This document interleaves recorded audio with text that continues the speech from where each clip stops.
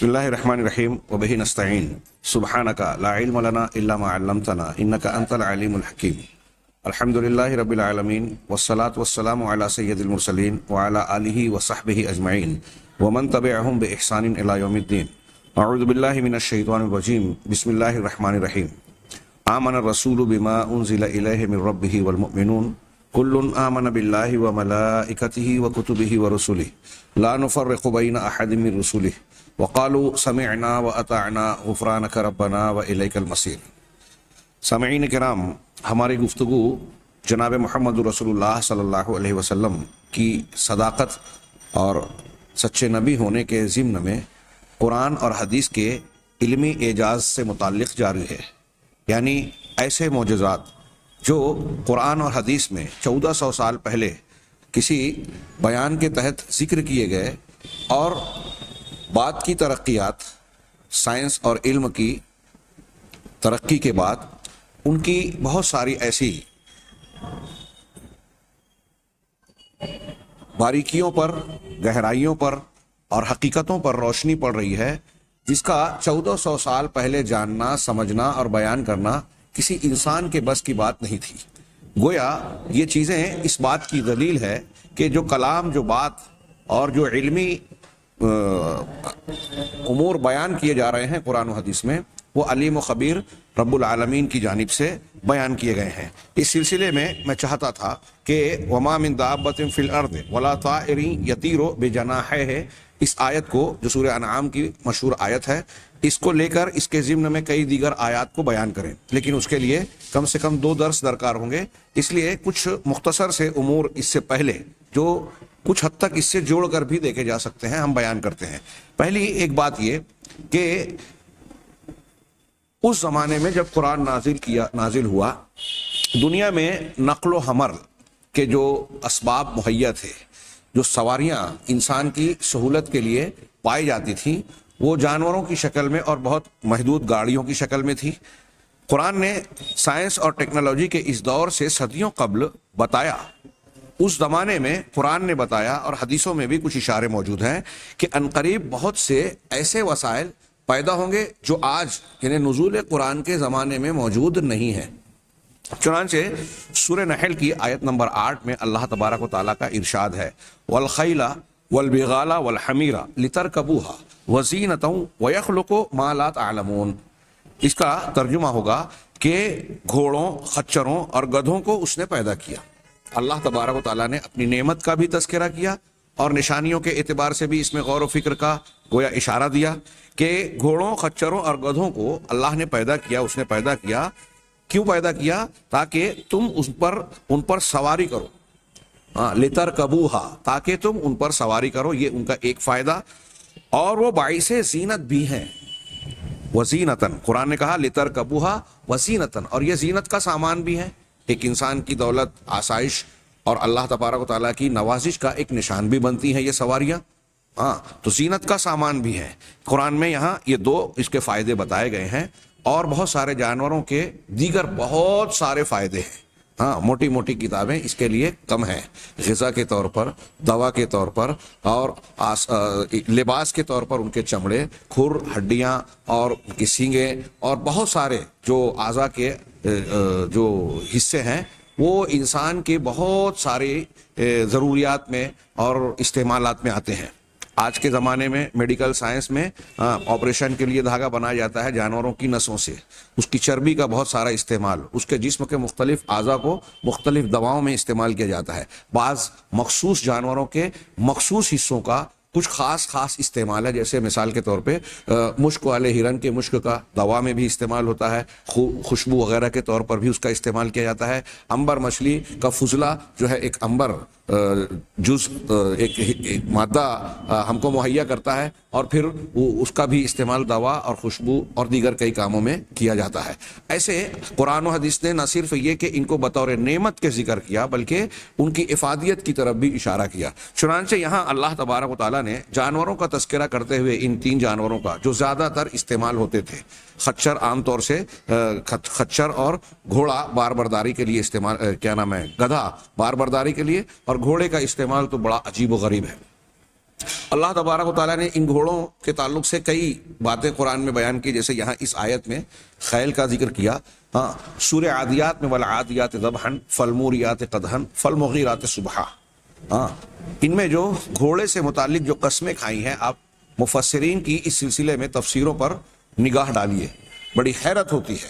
ہاں، اس زمانے میں کہ کس طریقے سے اللہ تبارک تعالیٰ نے ان کی قسم کھا کے جو باتیں آگے بیان کی ہیں. ان الانسان لربہ لکنود، انسان اپنے پروردگار کا، اپنے مالک کا بڑا ناشکرہ ہے. قنوت کہتے ہیں حضرت ابن عباس رضی اللہ تعالیٰ عنہ کی تفسیر کے مطابق وہ شخص جو مصائب کو یاد رکھے، مصیبتوں کو یاد رکھے اور نعمتوں کو فراموش کر دے، بھول جائے. یہ انسان کی ایک بے وفائی اور اپنے مالک کے سلسلے میں گویا اس کا غلط رویہ، اس کو پیش کیا گیا. کس کی قسم کھا کے؟ گھوڑوں کی. کون سے گھوڑے؟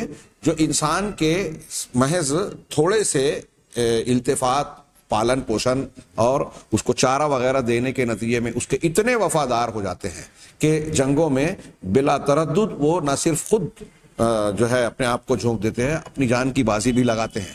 اور صرف گھوڑوں میں کہا جاتا ہے یہ صلاحیت موجود ہے کہ اگر آپ اس پہ سوار ہو کے، یا جو لوگ اس پر سوار ہو کے جنگ کرتے ہیں، سامنے سے یہ گھوڑا ایسا ہوتا ہے کہ سامنے سے ہونے والے حملے کے جواب میں پیترے بھی اختیار کرتا ہے، اپنے مالک کو وہ صلاحیت، وہ پوزیشن دیتا ہے جس سے مالک بچتے ہوئے، سامنے والے کے حملے سے اپنا بچاؤ کرتے ہوئے ساتھ ساتھ ان پر حملہ بھی کر سکے. اور اگر کوئی ہتھیار، کوئی چیز مالک یا گھوڑے کی طرف آ رہی ہے تو گھوڑے کے اندر یہ صلاحیت ہے کہ وہ اپنے آپ کو اس سے بچانے کی کوشش کرتا ہے. یہ اللہ تبارک و تعالیٰ نے گھوڑے کو یہ شعور دیا، ہاں، مالک کی وفاداری کے ساتھ ساتھ اس کے بعض کاموں میں مددگار بننے کی صلاحیت. بعض روایتوں میں ہاں یہ بھی ہے جو ثابت شدہ ہے. ہاں، ابھی ہم آگے کے اس میں پڑھیں گے کہ گھوڑا اگر کسی گھر میں پلا ہوا ہوتا ہے اور مالک اس کا لحاظ کرتا ہے تو وہ گھوڑا اپنے مالک اور گھر والوں کے لیے روزانہ اللہ تعالیٰ سے دعا کرتا ہے کہ یہ جن لوگوں کے ذریعے سے میرا رزق تو نے مقرر کیا اور یہ میرا خیال رکھتے ہیں، پروردگار اس کے بدلے میں ان کو خیر سے نواز. اور مختلف قسم کی دعائیں، ثابت شدہ روایت ہے. علامہ ابن کثیر نے اپنی تفسیر میں اس کو حوالوں کے ساتھ ذکر کیا ہے. چنانچہ یہاں میں یہ عرض کر رہا تھا کہ اس میں گھوڑے کا بھی تذکرہ کیا گیا. ہاں، گھوڑوں، خچروں اور گدھوں کا اس وقت جس وقت قرآن نازل ہوا، اہل عرب میں اونٹوں کے ساتھ ان کا استعمال بار برداری کے لیے، نقل و حمل کے لیے اور سفر کے لیے زیادہ تر کیا جاتا تھا. اونٹوں کا تذکرہ بھی قرآن مجید نے بار بار کیا، بلکہ سب سے زیادہ چونکہ عربوں کا اونٹوں سے گہرا تعلق تھا، اللہ تبارک و تعالیٰ نے اسے بھی بطور نشانی کے پیش کیا. افلا ينظرون الى الابل کیف خلقت، کہ کیا وہ اونٹ کی طرف نہیں دیکھتے کیسے پیدا کیا گیا.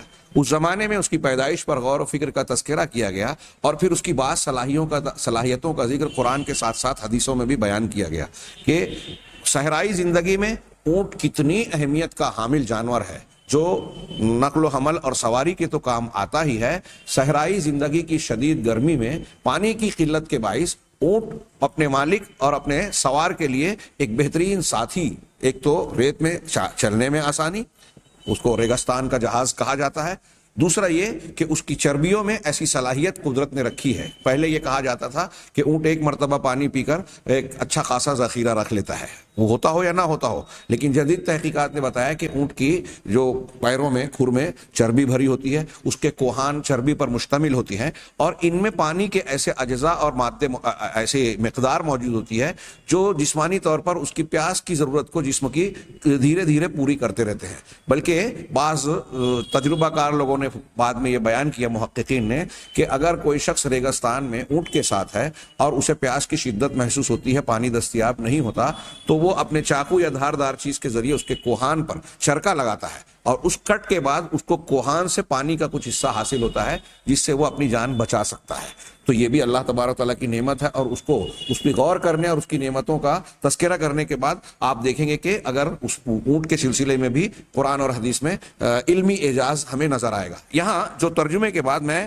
عرض کرنا چاہتا ہوں نقل و حمل کے اسباب کے تحت، وہ ہے اس آیت کا آخری ٹکڑا. اللہ تعالیٰ نے آخری میں کہا کہ یہ سواریاں تو ہم نے تم کو سواری کے لیے، اور یہ چیزیں جانور سواری کے لیے اور زینت کے طور پر دی. آخری جملہ ہے وَيَخْلُقُ مَا لَا تَعْلَمُونَ، اور اللہ تبارک و تعالیٰ پیدا کرتا ہے. ہاں، اور اللہ تبارک و تعالیٰ پیدا کرتا ہے یا پیدا کرے گا جس کا تم کو علم نہیں ہے. اب جس کا علم نہیں ہے، جس وقت اہل عرب کے سامنے قرآن کی یہ آیت پیش ہو رہی ہے اور جو اولین مخاطب ہیں اس وقت ان کو بہت سارے ایسے جانوروں اور اسباب کا علم نہیں رہا ہوگا جو عرب کے علاوہ کسی دور دراز کے مقام پر استعمال کیے جا رہے ہیں دنیا کے دوسرے حصوں خطوں میں. ایک تو یہ، دوسرا یہ کہ جس وقت یہ قرآن نازل ہو رہا ہے اس وقت تمہارے سامنے یہ اسباب نقل و حمل قدرت کی طرف سے مہیا نظر آ رہے ہیں، لیکن آگے چلتے چلتے اللہ تبارک و تعالیٰ مستقبل کے زمانوں میں اور بہت سارے ایسے اسباب مہیا کرے گا، ایسے اسباب پیدا کرے گا جو انسان کے لیے نقل و حمل میں سہولت پیدا کریں گے. اس میں اس سلسلے میں شیخ حافظ صلاح الدین نے اس آیت کی شرح میں کہا کہ زمین کے زیریں، احسن البیان کے اندر زمین کے زیریں حصے میں اسی طرح سمندر میں اور بے آب و گیاہ صحراؤں اور جنگلوں میں اللہ تعالیٰ مخلوق پیدا فرماتا ہے. تم عرب میں رہتے ہو، ہاں تمہارے سامنے یہ جانور نقل و حمل کے اسباب کے طور پر دیکھے جا رہے ہیں، زیر استعمال ہیں، لیکن ساتھ ہی ساتھ زمین کے نچلے حصوں میں کچھ چیزیں اللہ پیدا کرتا ہے، سمندر میں آبی حیوانات کی شکل میں، ہاں اور بے آب و گیاہ صحراؤں اور جنگلوں میں اللہ تعالیٰ مخلوق پیدا فرما دیتا ہے جن کا علم اللہ کے سوا کسی کو نہیں. علاوہ ازیں اس کے علاوہ اس میں اس آیت کے اندر وَيَخْلُقُ مَا لَا تَعْلَمُونَ کی تفسیر میں بہت لوگوں نے اچھی خاصی بحث کی ہے. یہاں انہوں نے 2 جملوں میں اس کا ذکر کیا کہ علاوہ ازیں اس میں انسان کی بنائی ہوئی وہ چیزیں بھی آ جاتی ہیں جو اللہ کے دیے ہوئے دماغ اور صلاحیتوں کو بروئے کار لاتے ہوئے اسی کی پیدا کردہ چیزوں کو مختلف انداز میں جوڑ کر تیار کرتا ہے. انسان کو اللہ نے صلاحیتی دماغ دیا. اب جیسے آگے مثال دے رہے ہیں، جیسے کار، موٹر گاڑیاں، کاریں، ریل گاڑی، ہاں بحری جہاز، ہاں ہوائی جہاز اور اس طرح کی بے شمار چیزیں جو آج ہم دیکھ رہے ہیں، اور مستقبل میں ایسی بہت ساری سواریاں متوقع ہیں. اب خلاؤں میں جانے والے شٹل یان اور نہ جانے کیا کیا جن کو کہا جاتا ہے، وہ ساری چیزیں اس میں آ گئی جو اللہ تعالیٰ پیدا کرے گا. اب یہاں کوئی اگر یہ پوچھتا ہے کہ یہ تو انسانوں نے بنایا، تو اس کا جواب یہی ہے جو شیخ صلاح نے اس کو بیان کرنے سے پہلے تذکرہ کیا کہ اللہ تبارک و تعالیٰ نے مادے عطا فرمائے، لوہا دیا، ہاں دوسری معدنیات اور دھاتیں عطا فرمائی، ہاں اور بہت سارے اسباب جوڑنے کے لیے اور کاٹنے کے لیے جو چیزیں ہم استعمال کرتے ہیں وہ سب اللہ تبارک و تعالیٰ کے دیے ہوئے مواد اور عناصر کے ذریعے سے ہی بنائے جاتے ہیں. نمبر 1 کہ جن چیزوں سے یہ گاڑیاں، سواریاں اور مختلف سامان بن رہے ہیں، آلات اور مشینیں بن رہی ہیں، وہ ہمیں اللہ تعالیٰ نے دیا، اس کی دی ہوئی چیزوں کے ذریعے سے ہی اسے بنایا جا رہا ہے. نمبر 1. اور دوسرا کہ جو بنانے والا انسان ہے اس کو بنانے کی صلاحیت، دماغ، علم اور علم کے راستے پر چلنے کی رہنمائی کس نے دی؟ اللہ تبارک و تعالیٰ نے. جیسے اس سے پہلے کے درس میں گزرا کہ لوہا اتارا، لوہا دیا تو حضرت داؤد علیہ السلام کو سکھایا کہ اس سے زرہ کیسی بنائی جائے، لوہے کو ان کے لیے نرم کیا. تو گویا یہ تعلیم دی اللہ تبارک و تعالیٰ نے، اور یہ چیزیں اللہ تعالیٰ نے انبیاء کے ذریعے سے سکھائی. انسان کے شعور کو جو ہے وہ فکر و عمل اور ترقی کے راستے پہ چلنے والا بنایا. بعض چیزیں ایسی ہیں کہ اللہ تبارک و تعالیٰ نے جانوروں کو بھیج کر اس کی تعلیم دی. قرآن مجید میں حابیل قابیل کے قتل کے قصے کے ضمن میں یہ بیان کیا گیا کہ جب قابیل نے حابیل کو قتل کر دیا تو اسے یہ سمجھ میں نہیں آ رہا تھا کہ لاش کو کیا کرے، لاش کو کس طرح ٹھکانے لگائے، اس کا کیا کرے. اس سے پہلے اس کے سامنے کسی کے قتل اور لاش کو ٹھکانے لگانے کی کوئی مثال اور کوئی معلومات نہیں تھی. چنانچہ اس نے جب دیکھا تو اللہ تبارک و تعالیٰ نے قرآن میں ذکر کیا فبعث اللہ غرابا، اللہ نے ایک کوے کو بھیجا، ہاں جو زمین میں جو ہے وہ بھٹک رہا تھا، ہاں اور پھر اللہ تعالیٰ نے اس کے سامنے دکھایا کہ کوے نے اپنے ایک مرے ہوئے کوے ساتھی کو کس طریقے سے زمین میں گاڑا، زمین میں کھڈا کھود کے اس کو گاڑ دیا، دکھا دیا. ہاں تو اللہ نے اس میں تذکرہ کیا کہ یہ کیوں بھیجا، لیُریَہُ کیف یواری سوءۃ اخیہ. یہ قرآن میں اللہ کا ارشاد ہے کہ اس کوے کو بھیج کر قابیل کے سامنے یہ جو تدفین والا منظر دکھایا، یہ اس لیے دکھایا کہ قابیل کو اللہ تعالیٰ یہ بتائے، جو کہ قاتل تھا، ہاں اسے بتائے کہ اپنے بھائی کی لاش کو کس طرح چھپائے، کس طرح دفن کرے. یہ اللہ تعالیٰ کا انتظام ہے.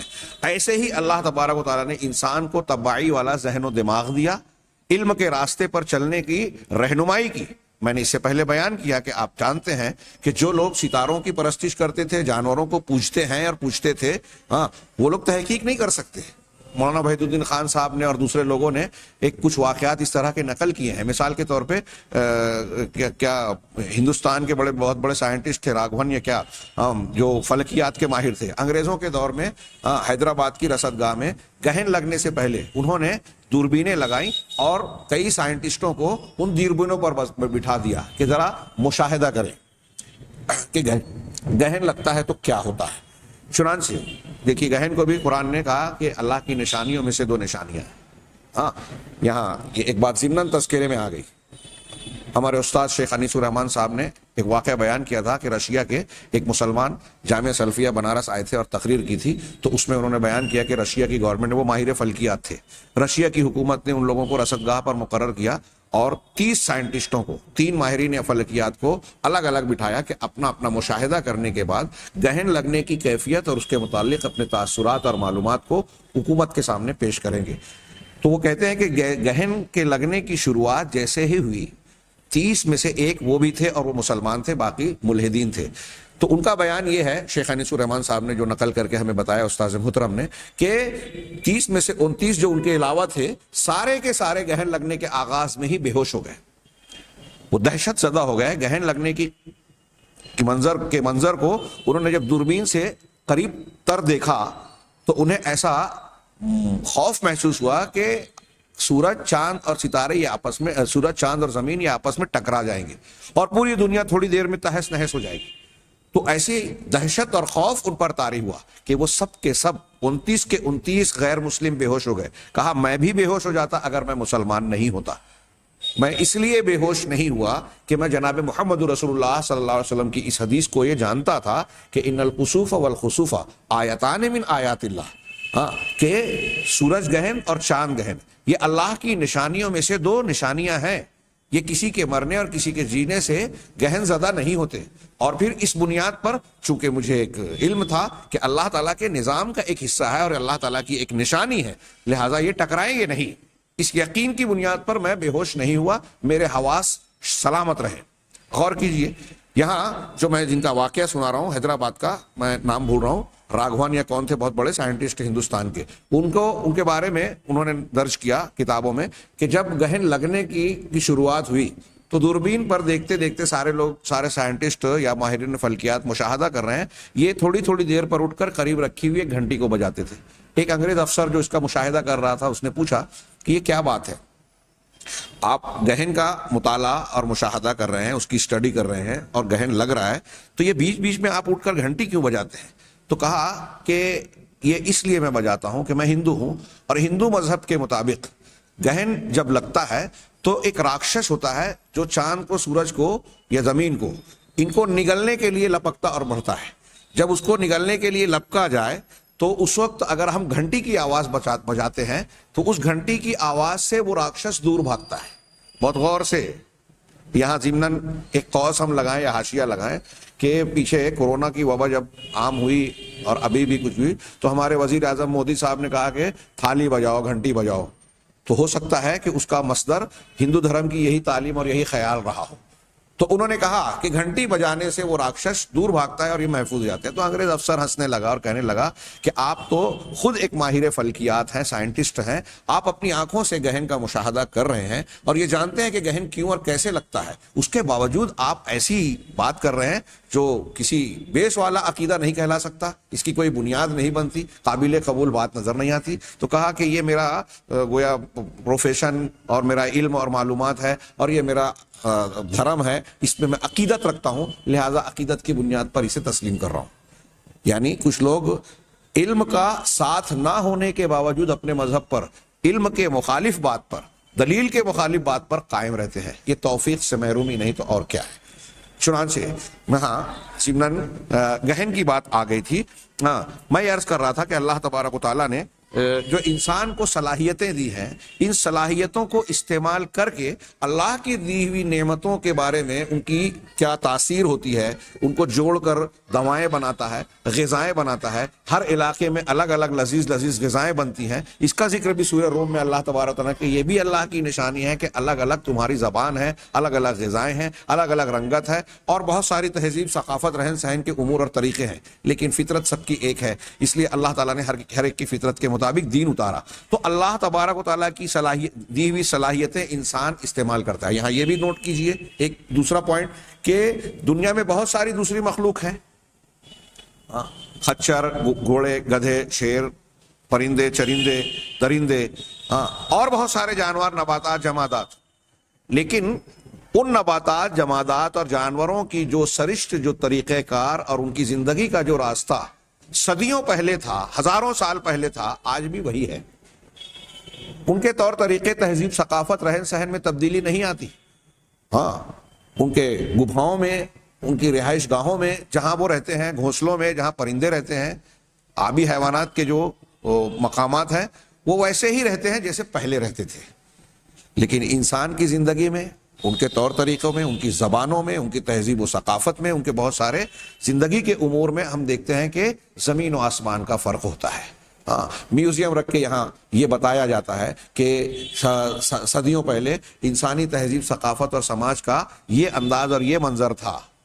کسی کھدائی میں کچھ انکشاف ہوتا ہے تو پتہ چلتا ہے کہ اس زمانے کے لوگوں کا طور طریقہ، سوچ بچار یا ان کے عقائد وغیرہ کا یہ معاملہ تھا. اس میں کافی تبدیلیاں محسوس ہو رہی ہیں رہن سہن کے معاملے میں. کیوں؟ اس لیے کہ صرف انسان کے اندر اللہ تعالیٰ نے یہ صلاحیت رکھی کہ وہ اپنے دماغ کو، علم کو اور غور و فکر کو استعمال کر کے اپنی صلاحیتوں کو بروئے کار لا کے نئی نئی چیزوں میں ترقی پیدا کرے، نئے نئے تحقیقات کرے، آگے بڑھے. اور اسی کا نتیجہ ہے کہ اسلام نے یہ راستہ دکھایا، علم کے راستے پہ آگے بڑھایا، اور اب انسان ترقی کرتے کرتے اس مقام پر پہنچ چکا کہ ہواؤں میں اڑ سکتا ہے، پانی میں پر مچھلیوں کی طرح، آبی حیوانات کی طرح تیر سکتا ہے، اور بہت سارے ایسے کام جو دور دراز کے حصے تھے ان کو قریب کر کے سمیٹ کر پوری دنیا کو گلوبل ولیج میں تبدیل کر دیا. یہاں یہی معاملہ اور وسائل نقل و حمل اور سواریوں کے سلسلے میں بھی کہا جا سکتا ہے. قرآن کے صرف اس ایک ٹکڑے نے قیامت تک ہر ایجاد ہونے والی سواری کو اپنے اندر سمیٹ دیا کہ اللہ نے تم کو گھوڑے، خچر اور گدھے وغیرہ تو دیے سواریوں کے لیے، نقل اور بار برداری کے لیے، لیکن اور کچھ چیزیں اللہ تعالیٰ ایسی پیدا کرتا ہے جو تم نہیں جانتے. جس وقت قرآن نازل ہوا تھا اس وقت کے لوگ آج کی سواریوں کے بارے میں نہیں جانتے. یہ ریل گاڑی، ہوائی جہاز، راکٹ لانچر اور بہت، آج وہ نہیں جانتے. اور آج جو ہم اور آپ مخاطب ہیں، ہم جو چیزیں جان رہے ہیں، ہو سکتا ہے ابھی ہم کئی ایسی چیزیں نہیں جانتے جو مستقبل میں ایجاد ہوگی اور ہو سکتی ہے. اور یہ قرآن کی آیت اپنی جگہ اسی طرح قائم رہے گی کہ اللہ تعالیٰ پیدا کر رہا ہے اور پیدا کرے گا وہ چیز جو تم نہیں جانتے. قرآن نے ایک ٹکڑے میں وسائل نقل و حمل کے مختلف ادوار اور قیامت تک ایجاد ہونے والی ساری چیزوں کو اپنے اندر سمیٹ دیا. کتنی زبردست بات ہے، غیر معمولی بات ہے. جب اس فن کے ماہرین اس کے الفاظ اور معنی اور مفہوم پر غور کرتے ہیں تو انگشت بدندہ ہو جاتے ہیں اور یہ حیرت کرتے ہوئے ضرور اعتراف کرتے ہیں کہ یہ محمد صلی اللہ علیہ وسلم کا یا کسی انسان کا بنایا ہوا کلام ہو ہی نہیں سکتا. کیونکہ جس زمانے میں یہ قرآن ترتیب پا رہا تھا یا نزول پا رہا تھا، اس زمانے میں انسان کی بصیرت، عقل و شعور اس درجہ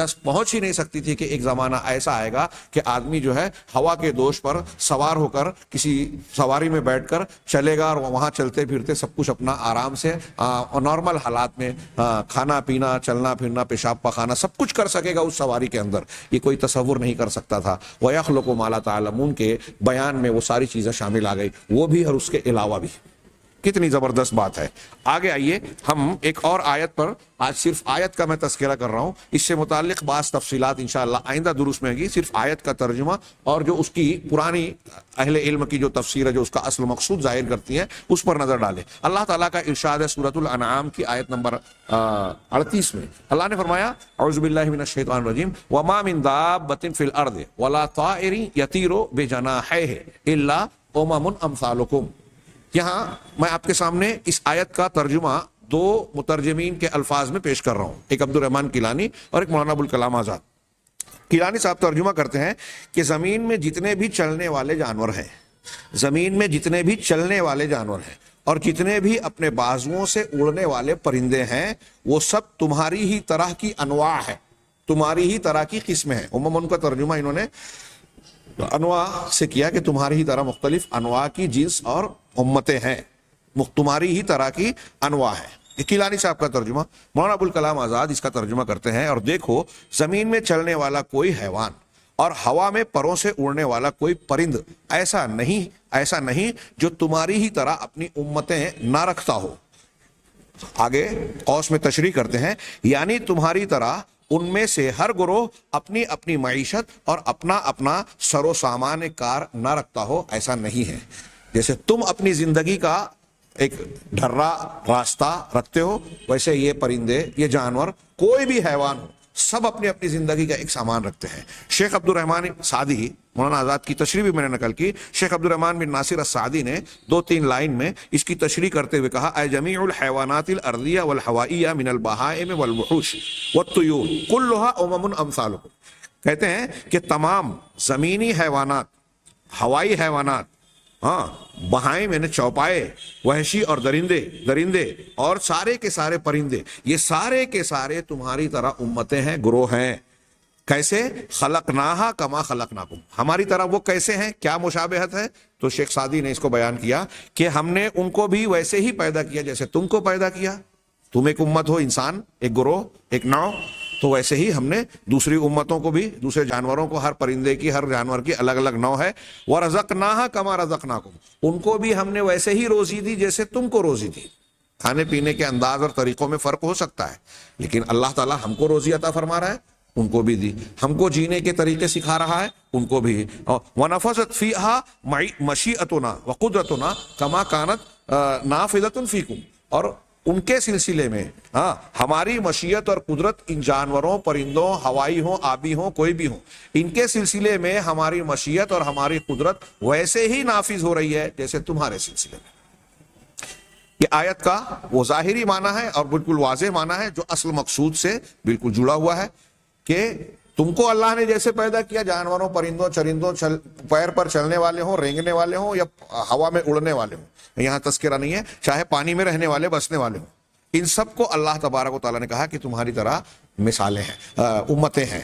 یہاں یہ آیت کا جو تذکرہ کیا قرآن میں، جب اللہ کے رسول صلی اللہ علیہ وسلم سے کفار مکہ انکار اور جہود کی، کفر کی روش اختیار کر کے آپ سے نشانیوں کا مطالبہ کرتے تھے، اس تناظر میں ان کا رد کرتے ہوئے اللہ نے یہ بات ذکر کی. تو مولانا ابوالکلام آزاد نے ترجمے کے بعد اس کی جو تشریح کی ہے، وہ بڑی پیاری ہے اور اصل مقصود کو ظاہر کرنے والی ہے، اور اس کے اندر جو اعجاز علمی کا پہلو ہے وہ انشاءاللہ ہم اس آیت کے اور اس سے کچھ آیتوں کو جوڑ کر جو چوٹیوں سے متعلق، شہد کی مکھیوں سے متعلق قرآن نے صراحتیں کی ہیں، وہ اگلے درس میں ہم گفتگو کریں گے. آئیے یہاں صرف یہ تشریح پر نظر ڈالیں جو مولانا آزاد نے کی کہ جو لوگ نشانیاں مانگتے ہیں، اللہ سے، رسول سے مانگ رہے ہیں کہ آپ سچے ہونے کی نشانیاں دو، جو لوگ نشانیاں مانگتے ہیں ان کے جواب میں فرمایا خدا، یہ انہوں نے خدا کہا، خدا یقیناً نشانیاں دکھانے کی قدرت رکھتا ہے اور اس نے دکھلا بھی دی ہیں، لیکن بہت کم ہیں جو انہیں سمجھتے ہو. یہ نشانیاں ہیں. اب جیسے میں نے ابھی کچھ پہلے بیان کیا کہ وَيَخْلُقُ مَا لَا تَعْلَمُونَ، جب کوئی آج حیات الاعجاز العلمی کے علماء جا کے امریکہ، کینیڈا، رشیا، وہاں کے سائنٹسٹوں، ماہرین فلکیات، جیولوجی کے ماہرین سے گفتگو کرتے ہیں اور قرآن اور حدیث کو پیش کرتے ہیں تو وہ حیرت میں پڑ جاتے ہیں، اور ان میں سے کئی جو ہیں برملا قبول کرتے ہیں کہ یہ محمد کا یا انسان کا کلام نہیں ہو سکتا، یہ اللہ کا کلام ہے. ایسی بات اس زمانے میں 1400 سال پہلے کوئی انسان نہیں کہہ سکتا. ہم پڑھتے ہیں، غور نہیں کرتے، ہم پڑھتے ہیں، گزر جاتے ہیں، ان چیزوں کو ہم چھوٹی اور معمولی سی سمجھتے ہیں، لیکن اہل علم اس کی گہرائیوں کو، باریکیوں کو، اہمیت کو سمجھتے ہیں، اور جو غور کرتا ہے عام لوگوں میں سے بھی تو وہ بھی بے ساختہ دل کی گہرائیوں سے کہتا ہے کہ یہ رب العالمین کا کلام ہے اور محمد رسول اللہ صلی اللہ علیہ وسلم یقیناً سچے رسول ہیں. تو مولانا آزاد کہتے ہیں کہ نشانیاں تو دکھلا دی ہیں اللہ نے، لیکن بہت کم ہیں جو انہیں سمجھتے ہو. اگر تم نشانیوں کی ڈھونڈ میں ہو تو بتلاؤ تمام کائنات خلقت میں جو کچھ موجود ہے وہ کیا ہے. دنیا میں جو ساری چیزیں موجودات ہیں کیا ہے؟ یہ تمام فضائے ہستی جن حیرت انگیز اچنبھوں سے بھری ہوئی ہے، ان کے لیے تمہاری بولی میں کون سا نام ہے؟ کون سی چیز ہے جس میں اچنبھا آپ کو نظر نہیں آئے؟ غور تو کرو. تم اپنی بولی میں ان پہ اس کو کیا نام دو گے؟ یہ سب کچھ اس کی ہستی اور صفات کی نشانیاں نہیں ہیں تو اور کیا ہے؟ اللہ کی نشانیاں نہیں ہیں تو پھر اور کیا ہے؟ زمین کے تمام جانوروں کو دیکھو جو تمہارے چاروں طرف اڑ رہے ہیں، کس طرح ہم نے تمہاری طرح ان کی بھی امتیں بنا دی ہیں. ہر امت اپنی پیدائش، اپنی معیشت اور اپنی ضروریات زندگی کے لیے ایک قانون حیات رکھتی ہے. تمہاری طرح کی تشریح ہو رہی ہے کہ سب کی اپنی زندگی کا طریقہ ہے اور اس میں ایسے عجیب عجیب معاملے ہیں کہ کوئی پرندہ جو ہے وہ جو ہے گھونسلہ بناتا ہے اور ایسا گھونسلہ بناتا ہے، اس کی کاریگری ایسی ہے کہ انسان ویسا گھونسلہ نہیں بنا پاتا، تنکوں کے جوڑ کر اس طرح بناتے ہیں کہ اوپر سے بارش اگر ہو رہی ہے، شدید بارش بھی ہو رہی ہے، تو ایک قطرہ پانی اندر نہیں جاتا۔ دیمک جو ہے اپنے بلوں میں جو ہے اس طریقے سے سوراخ کرتا ہے کہ اوپر ابھرے ہوئے حصے پر ایک سوراخ ہوتا ہے، اس سوراخ سے سورج کی روشنی تو اندر جاتی ہے۔ جدید تحقیقات نے بتایا کہ سورج کی روشنی اندر جا رہی ہے، اور دیمک کے اندر جو چونٹیوں اور شہد کی مکھیوں کی طرح نظام ہے، کام بٹے ہوتے ہیں، وہاں کھیتیاں تک ہوتی ہے ان کے حساب سے۔ ہاں، سورج کی روشنی اندر جاتی ہے، لیکن جب بارش ہوتی ہے تو بارش کا پانی اندر نہیں جاتا۔ کتنی عجیب کاریگری ہے۔ سمندر پانی کے اندر کچھ جانور ایسے ہیں جو اپنا گھر بناتے ہیں۔ سرد علاقے میں جب برف پگھل جاتی ہے تو اس وقت کے لیے اس کا ایک گھر کا ایک کمرہ نیچے زیر آب ہوتا ہے، پانی کے نیچے، اور ایک اوپر ہوتا ہے، لیکن جب برف جم جاتی ہے تو نچلے والے حصے میں جو پانی رہتا ہے وہاں وہ بود و باش اختیار کرتا ہے۔ یہ کاریگری، یہ صنعت، یہ شعور کس نے سیا؟ کس نے؟ غور تو کرو۔ مولانا آزاد بھائی کہہ رہے ہیں کہ سب کی اپنی اپنی زندگی کے راستے اور معیشت کے طریقے ہیں جو اللہ تبارک و تعالیٰ نے اسے سکھا رکھے ہیں، اور وہ اس پر چل رہا ہے۔ بس جو لوگ علم و بصیرت رکھنے والے ہیں انہیں صحیفہ فطرت کی نشانیوں کے بعد اور کسی نشانی کی احتیاج نہیں ہو سکتی، لیکن جن لوگوں نے خدا کی دی ہوئی بصیرت تاراج کر دی اور گونگے بہرے ہو کر تاریکیوں میں گم ہو گئے، تو ان کے لیے کوئی نشانی بھی سود مند نہیں ہے، کوئی بھی نشانی سود مند اور فائدے مند نہیں، کیونکہ جو آدمی گونگا اور بہرا ہو اور تاریکی میں کھویا گیا ہو تو اسے کیوں کر راہ مل سکتی ہے؟ تم اسے راہ دکھانے کے لیے پکارو تو سنے گا نہیں، خود پکارنا چاہے تو پکار نہیں سکتا۔ ہاں، یہ ہو سکتا ہے کوئی جبرن اٹھا کر روشنی میں لے آئے تو ہدایت، کوئی اٹھا کر جبرن روشنی میں لے آئے، ایسا ہو سکتا ہے کہ زبردستی کوئی اٹھا کر روشنی میں لائے، لیکن ہدایت تو ایسی چیز نہیں جو جبرن کسی کے حلق میں ٹھونس دی جائے۔ یہ مولانا آزاد نے تشریح کی۔ اب اس ضمن میں عرض کرنا چاہتا ہوں، آپ غور کریں کہ اللہ تبارک و تعالیٰ نے اس میں جو کہا کہ یہ تمہاری طرح امتیں ہیں، جانوروں، چرندوں، پرندوں میں ہدایت اور حق کے لیے واضح طور سے نشانی موجود ہے۔ اس آیت کا یہ مقتضا، ہدایت کا مقصد بالکل صاف ہے، جو قرآن کے نازل ہونے کے زمانے کے لوگوں نے بھی سمجھا، بعد کے لوگوں نے بھی سمجھا، اور یہی اس کا اصل مقصود بھی تھا ہدایت کے طور پہ۔ لیکن اب اس کے اندر ہم اگر آج کے زمانے میں اب اسی پر غور کریں کہ جس تناظر میں ان مفسرین نے تذکرہ کیا کہ اللہ نے کہا ہے کہ یہ چرند پرند، ہوا میں اڑنے والے پرندے اور زمین پر چلنے والے جانور، یہ تمہاری طرح امتیں ہیں۔ اب اس میں آج کی تحقیقات اور سائنسی علمی عموم کے تناظر میں غور کریں تو اس معنی کے ساتھ ساتھ ہم اور وسیع معنی دیکھ رہے ہیں جو قرآن اور حدیث کا علمی اعجاز ہمیں دکھاتا ہے کہ وہ کلام برحق ہے، کہ کس طریقے سے اللہ تبارک تعالیٰ نے جانوروں، چرندوں، پرندوں، کیڑوں مکوڑوں کو سمیٹ کر یہ بتایا کہ یہ امتیں ہیں، صرف پیدائش میں کھانے پینے اور زندگی کے راستوں میں ہی نہیں، بلکہ بہت سارے ایسے امور میں جو اس وقت اور ماضی قریب تک، یعنی سمجھ لیجیے کہ 100 150 سال 200 سال پہلے تک انسان کو پتہ نہیں تھا کہ جانوروں میں کیا کیا شعور ہوتا ہے۔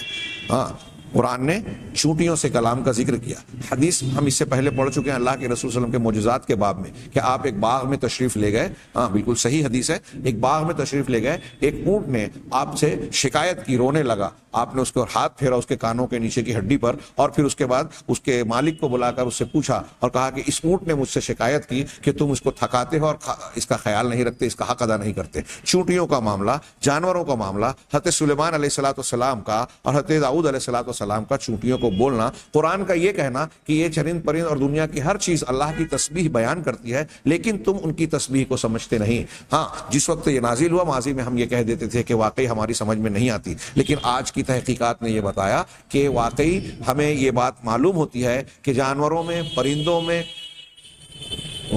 کیڑے مکوڑ میں، یہاں تک کہ چونٹی میں کئی قسم کا شعور ہوتا ہے، کاموں کی تقسیم ہوتی ہے، ان میں کمیونیکیشن کا کوئی طریقہ ہوتا ہے۔